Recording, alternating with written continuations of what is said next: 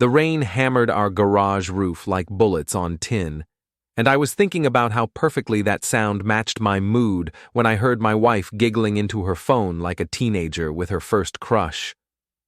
At 36, Hailey hadn't giggled like that for me in years. "You know I never stopped loving you, right?" she whispered into the phone, thinking the storm would cover her voice. Before we dive deeper into this story, I have one small request. Please subscribe, drop a like, comment, and hit that hype button to boost this channel so more people can discover these incredible Reddit stories. I froze, wrench halfway to the workbench. My first thought was charitable. Maybe she was talking to her sister Emma or her college roommate. But then my phone buzzed against my leg, and charity faded. The text was from Nate Barron. "She still loves me, man. Ask her. She's always been mine." Nate, her ex-boyfriend from college. The tech startup golden boy who'd never quite gotten over losing her to a boring financial controller like me. The same Nate who showed up drunk to our wedding reception and had to be escorted out by my groomsmen. I stared at the text, rain drumming overhead, and felt something cold settle in my chest. Not rage, that would come later. This was something sharper, cleaner. Clarity. "Well," I said to the empty garage, "that's one way to end Taco Tuesday." I walked back into the house, my work boots leaving muddy prints on Hailey's precious hardwood floors. She was still on the phone, pacing our kitchen with that dreamy expression I remembered from our dating days. The expression I thought was reserved for me. "I have to go," she said quickly when she saw me, ending the call and sliding her phone into her back pocket like evidence. "Don't hang up on my account," I said, leaning against the door frame. Sounded like an important conversation. Her cheeks flushed pink. It was just Emma. Girl talk, you know. "Emma, huh?" I pulled out my phone and showed her Nate's text. Funny, Emma's looking a lot more masculine these days. The color drained from her face so fast I thought she might faint. Instead, she straightened her shoulders and lifted her chin, the same defiant posture she'd used when her mother criticized my blue-collar background at family dinners. "Colin, it's not what you think. It's complicated." Complicated. I tasted the word like spoiled milk. "You know what's not complicated, Hailey? Packing a suitcase." I walked past her to our bedroom, pulled her largest suitcase from the closet and started throwing her clothes into it. Dresses, shoes, that expensive perfume she wore to client meetings that apparently weren't always about event planning. "Colin, stop. Let me explain." "Explain what? That you've been telling your ex-boyfriend you love him while married to me? That you've been sneaking around behind my back with the same loser who tried to ruin our wedding?" She followed me around the room, hands fluttering uselessly as I packed her life into neat, efficient piles. "It's not physical. We've just been talking. He reached out when his startup got funding and you decided to rekindle your college romance while your husband was working 60-hour weeks to pay for this house." I zipped the suitcase shut. "How long? How long what? How long have you been in love with him again? Because according to his drunk text, this isn't new." She sank onto the bed, tears starting to flow. Real tears, not the crocodile variety she used when she wanted a new car or kitchen renovation. 6 months, maybe longer. Colin, I didn't mean for this to happen." 6 months. I did the math quickly. Right around the time she started working late, going to networking events, taking weekend trips to visit her college friends. All of it suddenly made perfect sense. I carried her suitcase to the front door and set it on the porch, rain immediately darkening the fabric. "There you go, all packed for your complicated new life. You can't just kick me out. This is my house too." Actually, it's not. I pulled out my phone and showed her the banking app. "I've already removed your access to our joint accounts. The house is in my name only. Remember? Your credit wasn't good enough for the mortgage." Her face went white again. "You can't do this." "I can, and I am. You want to be with Nate? Go be with Nate. But you don't get to have both of us." She grabbed her suitcase and dragged it to her car, mascara running down her cheeks in black streams. "You'll regret this, Colin. You'll be sorry." "I doubt it," I said, already closing the door, "but you might be." 20 minutes later, my phone rang. Nate's name flashed on the screen and I answered with a smile. "You snake," he slurred, drunk as usual. "You threw her out? What kind of man throws his wife out in the rain?" "The kind who doesn't share," I said calmly. "How's that working out for you, by the way? Is she moving in with you?" Silence on the other end, long enough that I knew the answer. "That's what I thought," I continued. "You want her to leave me, but you don't actually want her. You just want to win." "Well, congratulations, Nate. You won. She's all yours. Good luck with that." "You'll regret this," he said, echoing Hailey's words. "You keep saying that, but I'm feeling pretty good about my choices right now." I hung up and poured myself a beer, settling into my recliner to watch the storm. For the first time in months, the house felt peaceful. No more whispered phone calls, no more lies about working late, no more pretending everything was fine when it clearly wasn't. My phone buzzed with a text from Hailey. "Nate says I can't stay with him tonight. It's too complicated with his roommate situation. Can I come back, just for tonight?" I deleted the message without responding and turned off my phone. Tomorrow, the real fun would begin. The gossip network in our neighborhood moved faster than wildfire in August. By morning, my mother had already called twice, my co-worker Kit had texted condolences, and Mrs. Henderson from next door had left a casserole on my porch with a note. "Hang in there, honey." I was drinking coffee and reading the note when my phone rang. Mom again. "Colin Michael Draper, you tell me everything right now." "Morning to you too, Mom." "Don't you morning me." Sherry Patterson saw Hailey crying in her car outside the Marriott at midnight. Said she was on the phone screaming at someone about being homeless. What happened? I gave her the abbreviated version, leaving out the more colorful details. Mom listened with the focused intensity she usually reserved for her soap operas. "That little tramp," she said when I finished.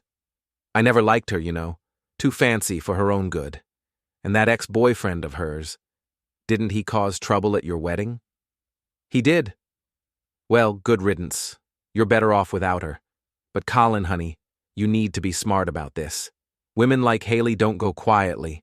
She'll try to make you look like the villain." Mom was right, as usual. By noon, my phone was buzzing with texts from Hailey's friends, all variations on the same theme. "How could you throw her out?" "She's devastated." "You're being cruel." I ignored most of them, but when Jordan, Hailey's best friend and maid of honor, called, I answered. "Colin, what the hell is wrong with you?" "Nice to hear from you too, Jordan." "Hailey is my best friend. She's been crying all morning. She made a mistake, but kicking her out in a storm, that's psychotic." "Did she mention why I kicked her out?" "She said you found some old texts and overreacted, that you wouldn't even let her explain." I laughed, a sound with no humor in it.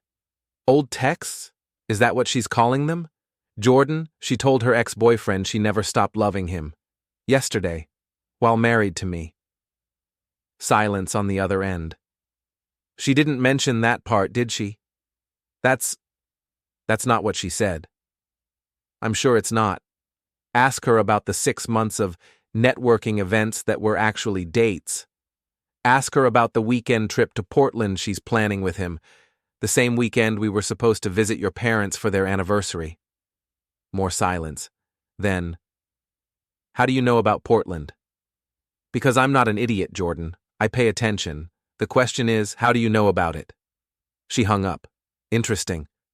I made a mental note to dig deeper into Jordan's involvement later. My workday was a minefield of sympathetic looks and whispered conversations.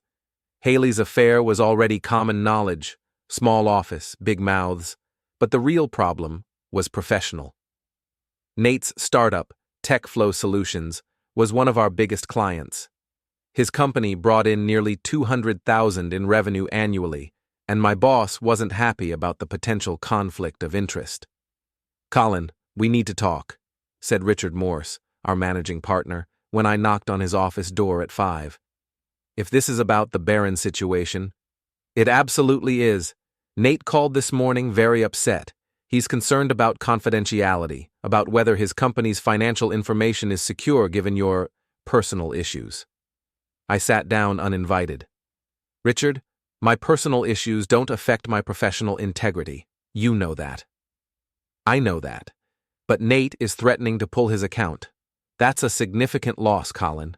We need to discuss how to handle this. How about we handle it by reminding Nate that his contract has a termination clause requiring 90 days' notice and a substantial penalty for breach without cause? How about we remind him that his books are clean because I've been keeping them that way for 3 years?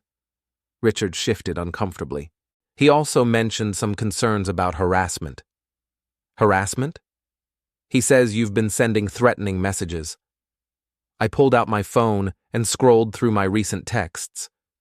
Richard, I've sent exactly one message to Nate Barron in the past year. It was last month, about a discrepancy in his quarterly report. Would you like me to forward it to you? What about phone calls? One phone call, last night. He called me drunk to complain about my marriage. I hung up on him. If he considers that harassment, he's more fragile than I thought. Richard leaned back in his chair, studying my face. After 20 seconds, that felt like 20 minutes. He nodded. Okay. But Colin, I need you to be smart about this. Don't give him any ammunition. Don't contact him unless it's strictly business, and document everything. Understood. I left his office with my job intact, but my patience wearing thin. Nate was trying to destroy my career now, not just my marriage.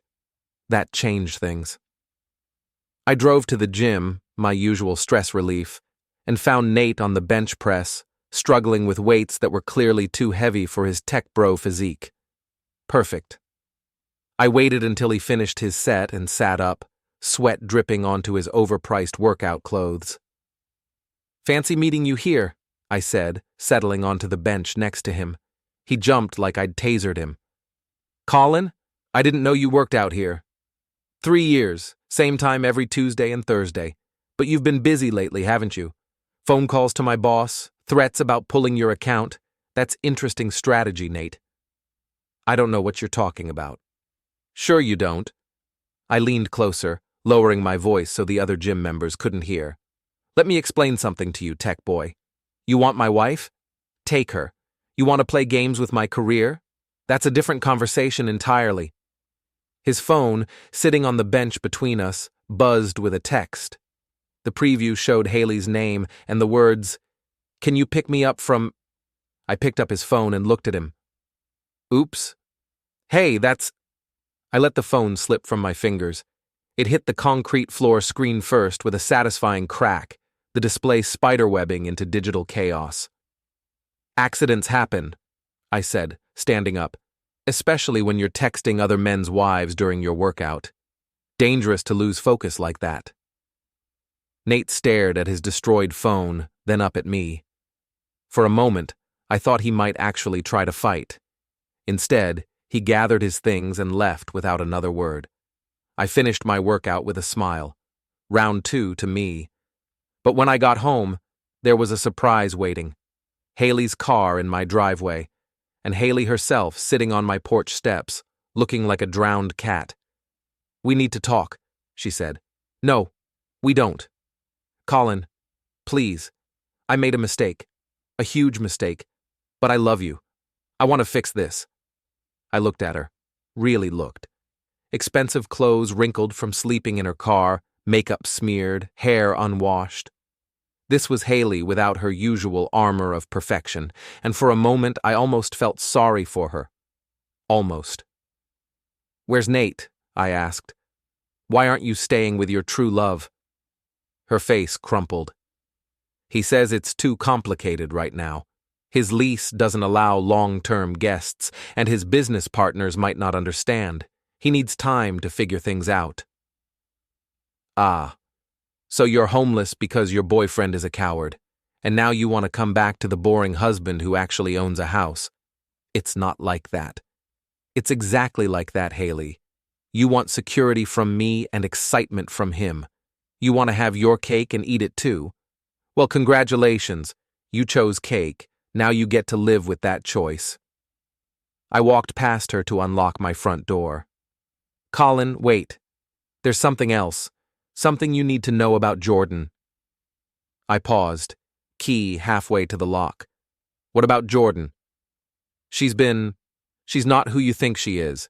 She's been playing both sides, telling me things about you, telling you things about me. She's the one who encouraged me to reach out to Nate in the first place. Interesting, but not surprising. And you're telling me this why?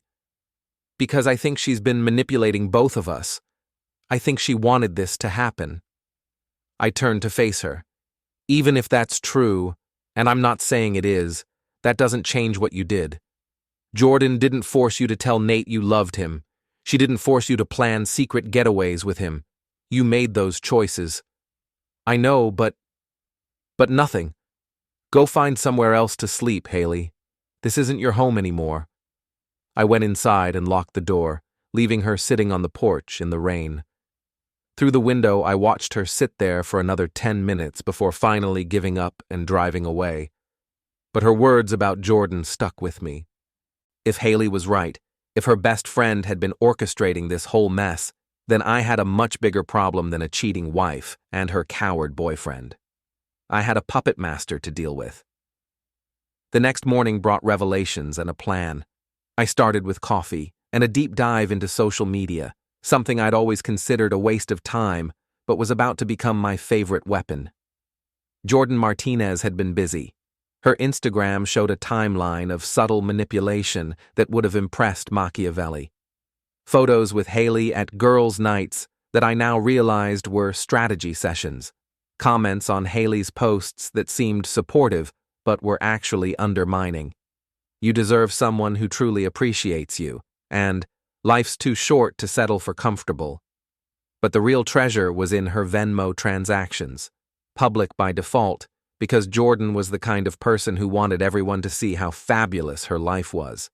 Payments to and from Nate going back 8 months, coffee dates, dinner splits, even a payment labeled, "Thanks for the advice." I screenshotted everything, then called Kit. "I need a favor," I said when he answered. "Shoot. Remember that social engineering seminar we went to last year? The one about information gathering?" "Yeah, why?" "I need to gather some information. You still have those fake LinkedIn profiles we created for the exercise?" Kit was quiet for a moment. "Colin, what are you planning?" "Nothing illegal, just some research into my wife's support network. Turns out it's more complicated than I thought." "This is about the affair?" "This is about the people who made the affair possible." An hour later, Kit was at my kitchen table with his laptop, and we were mapping out Jordan's digital life like intelligence analysts. The picture that emerged was fascinating and ugly. Jordan Martinez, 33, event coordinator at a boutique firm, recently passed over for a promotion that went to a younger candidate.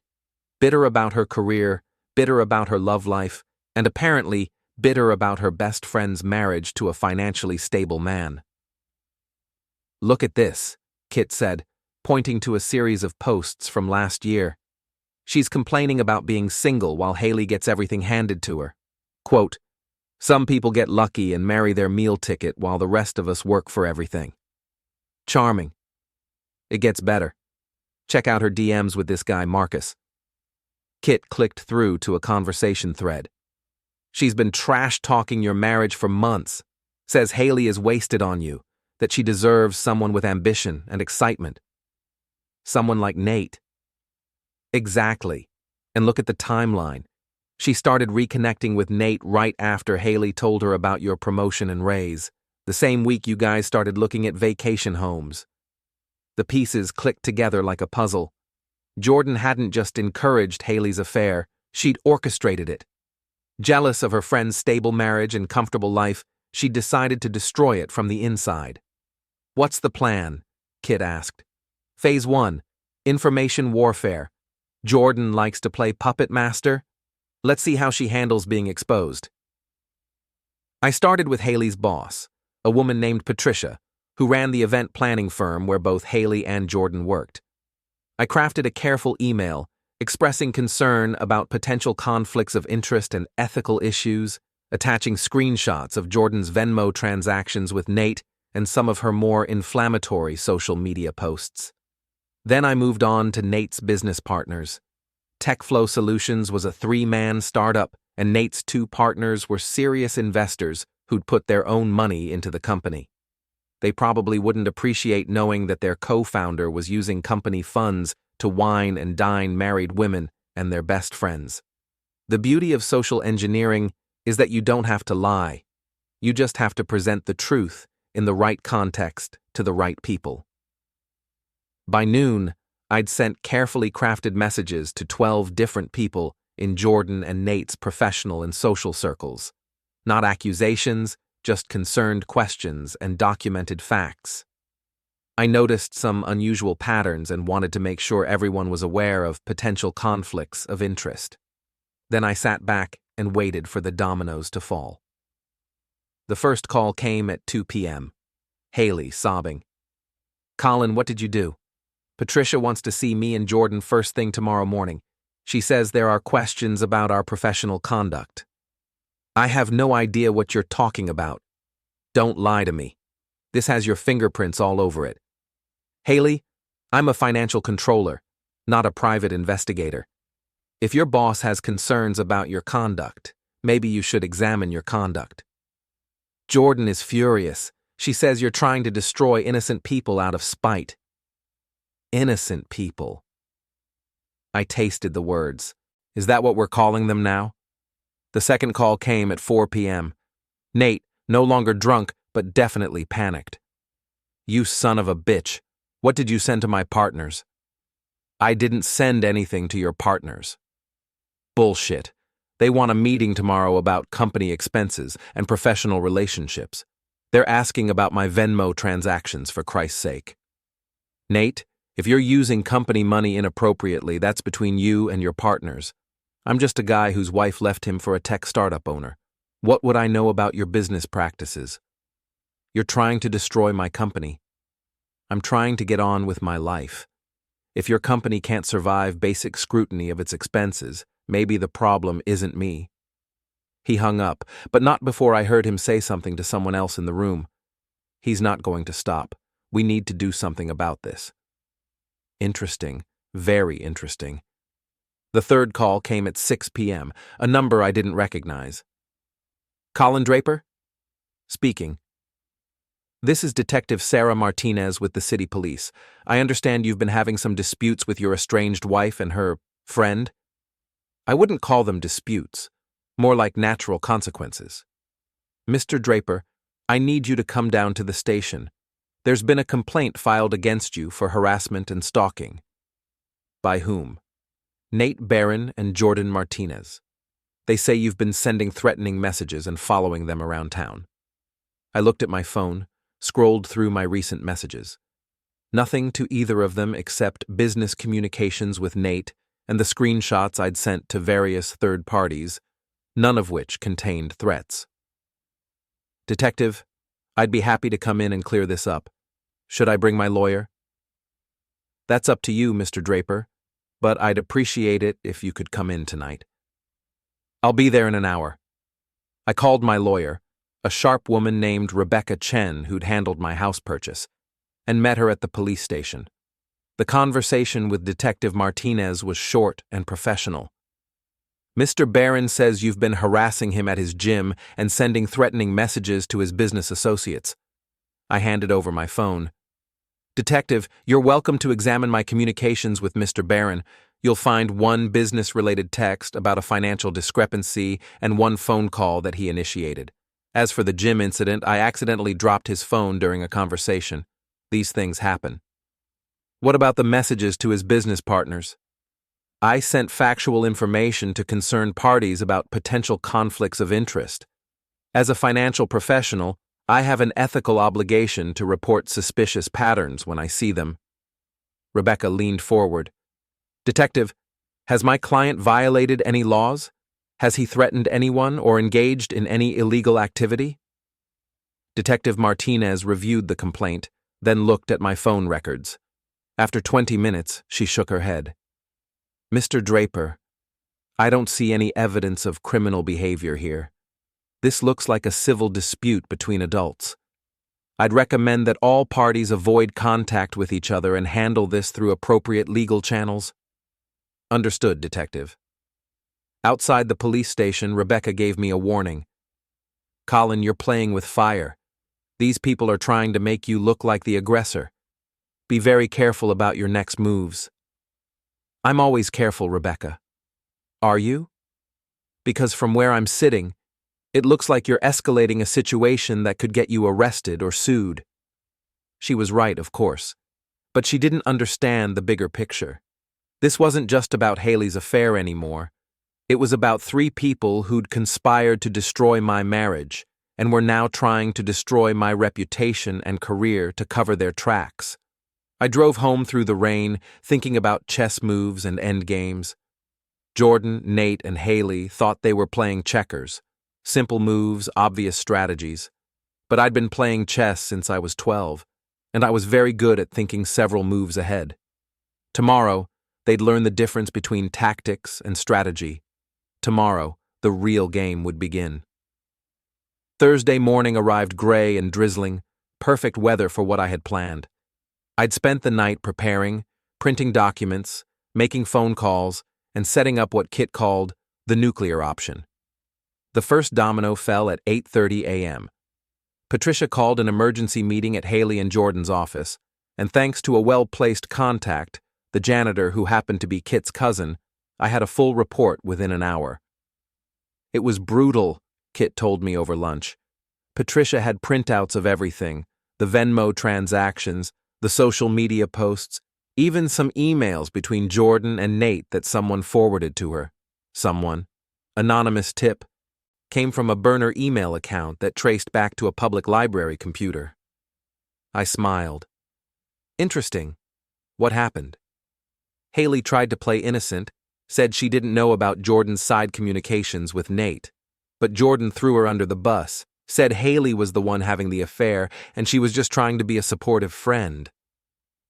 And Patricia bought that? Patricia fired them both, said the company can't afford to have employees using business relationships for personal drama. Apparently one of their biggest clients is Nate's investor, and he's not happy about the connection. Perfect.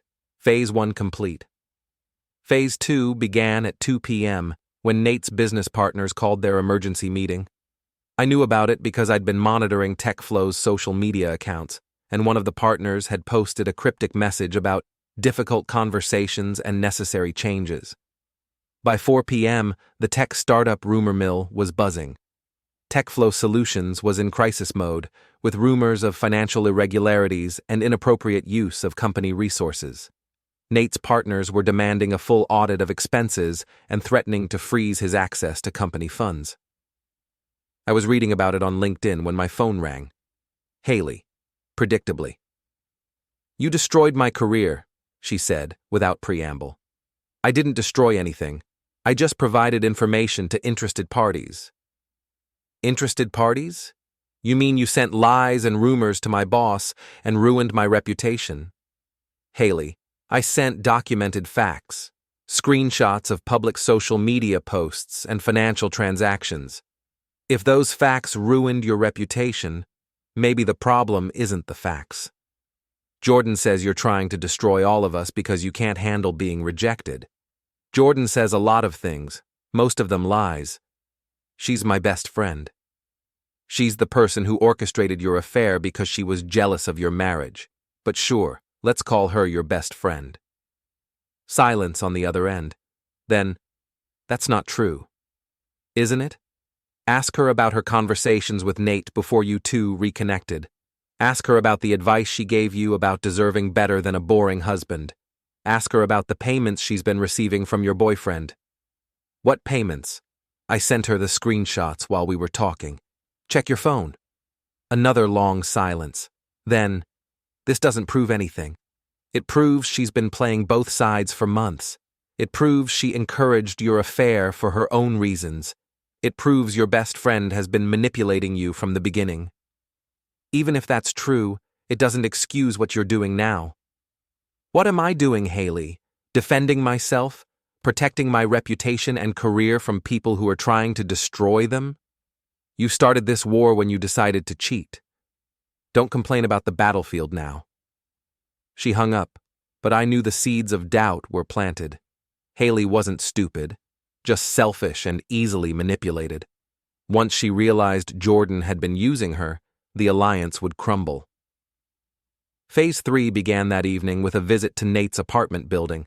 Not to see him, that would be harassment according to Detective Martinez, but to visit the building's parking garage where his precious Tesla was parked in spot 247. I didn't damage the car. That would be illegal, and I was being very careful to stay on the right side of the law. Instead, I left a note under his windshield wiper. Karma is a snake, and so is your girlfriend's best friend. Ask Jordan about her real agenda. A concerned observer. Then I went home and waited. The call came at 11 p.m. Nate, drunk again, but this time he sounded scared instead of angry. What did you mean about Jordan? I didn't leave any notes, Nate. I don't know what you're talking about. Bullshit. This has your name written all over it.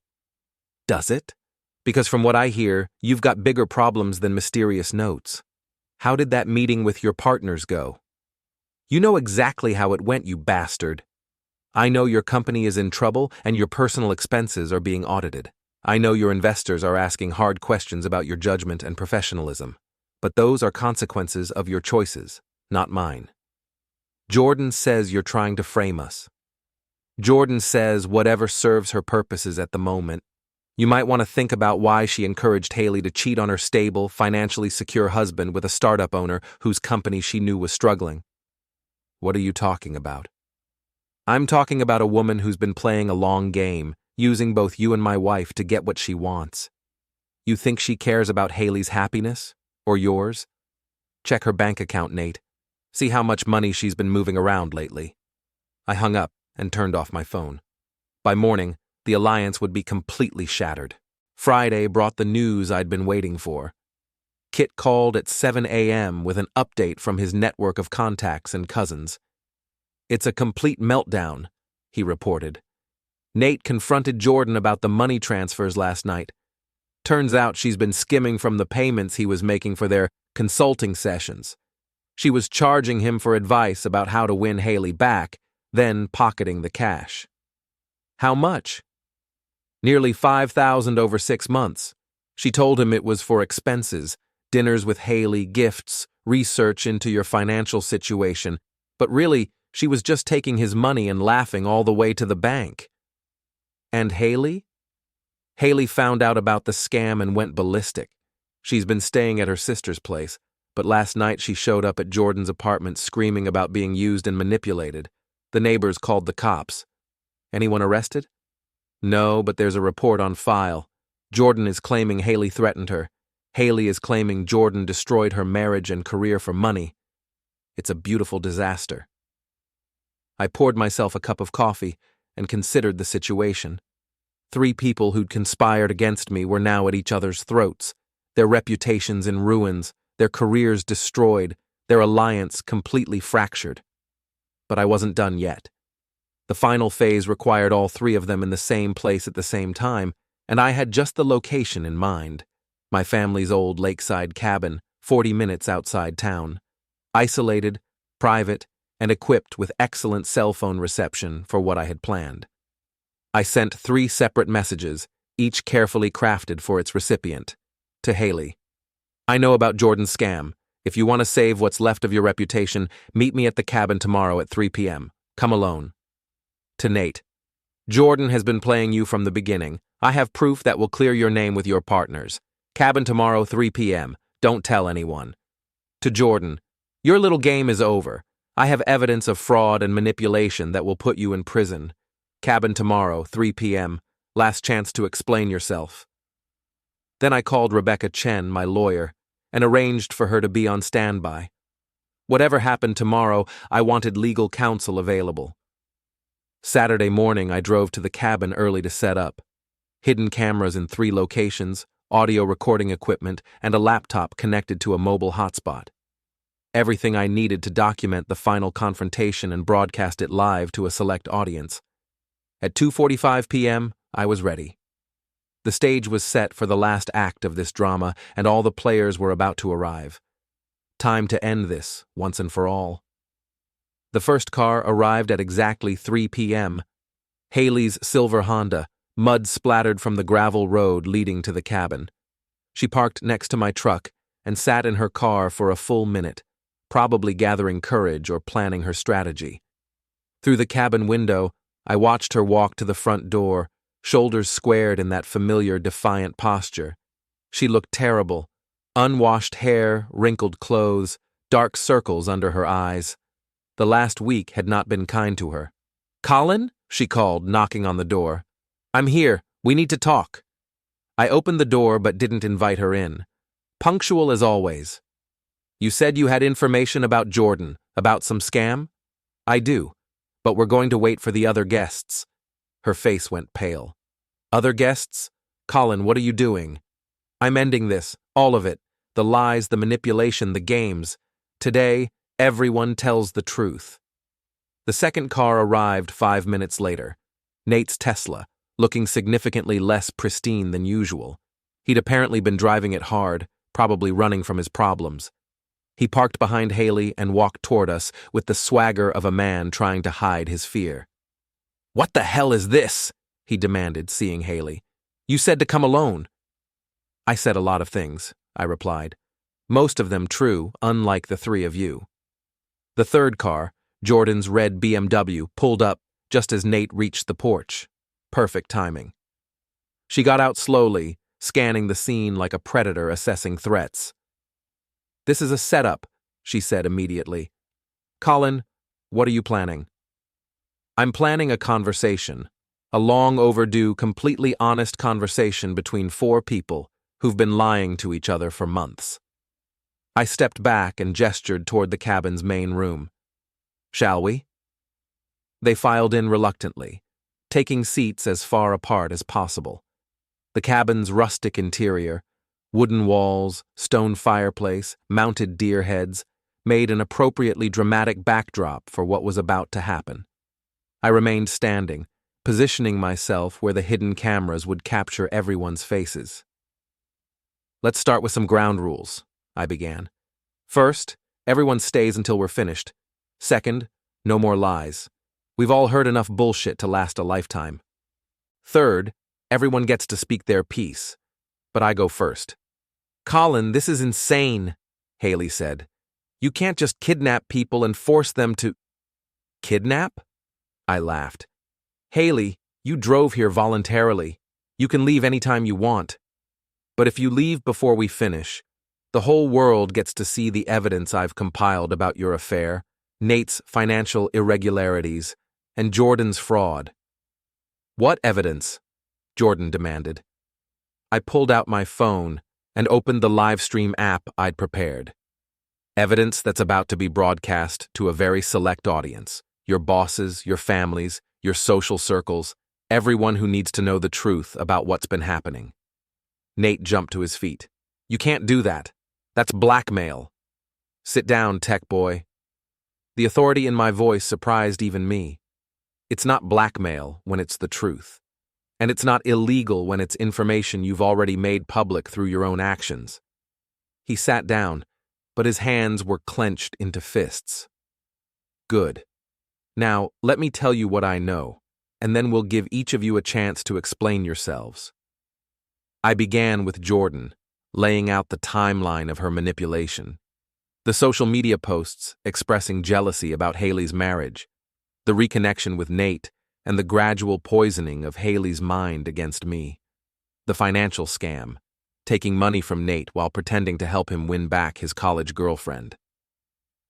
"You didn't want Hailey to be happy," I said, looking directly at Jordan.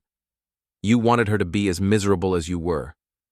So you convinced her she deserved better than a stable marriage with a man who loved her, and you pushed her toward a man you knew was a loser."